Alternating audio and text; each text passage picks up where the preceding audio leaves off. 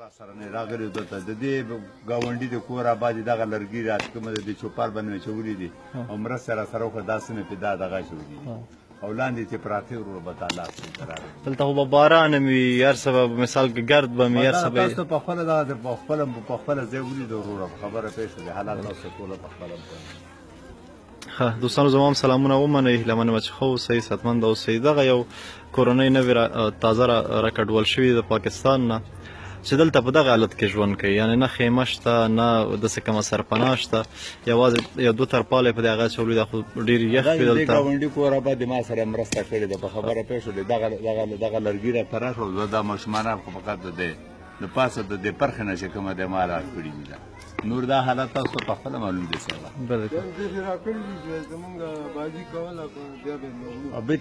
امانتي درکړي ده امانتي دي او امانتي راکړي دي دغه لرګین دي او دغه لرګین دلته پراته دي دا د ګاونډ شمشتو د کېم نه راغلي دي دیم او دا لرګي چې کومه د دې راوړي و کور یې آباد الله دې ورسره ښه وکړي دا امانتي راکړي چې ته آبادي کوله دا به له بېرته ورکوو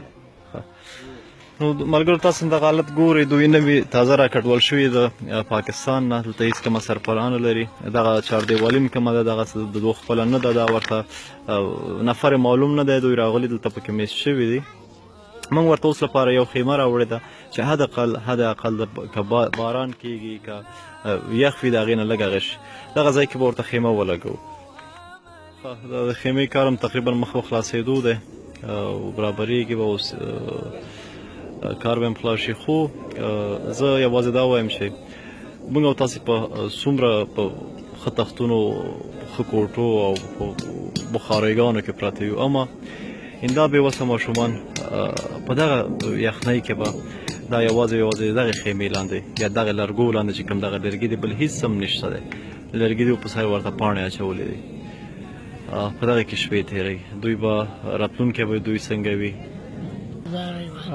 او ستا تکلیف څه شوی دی؟ دغسې بس بیمار یم نظر مې نشته نظر دې نشته ورځې کوم ډېر تکلیف یم او دلته کوم ډاکټر ته تللی یې که نه یې تللی؟ تللی راغلی نو بس هېڅ دلته چاره نه کوي او نور د خپلو لاسونو نر سره برابر یې؟ نه کوي کار نه کوي کار پښې مې هم کار نه کوي لاس مې کار نه ښه ډېر تکلیف یم موږ هم درنه ځو دغه هم د وسه کېدله او خدای تاسو ته هم څو وسیله ستاسې هم وکړي یا د چا په پیسو چې شوي چا په پیسو چې شوي هغې ته دعاګانې کوئ د چا پیسو چې شوي او څوک راغلي او چا موږ سره چې کومه دا دغه وکړو دونه تکلیف الله رب العزت یې هغې له اجر وکړي اجر عظیم دی الله امین اورې خدای په امان کاکا الله پاک دې تاسو له اجر درکړي خوشحاله اوسئ اباد اوسئ خدای په امان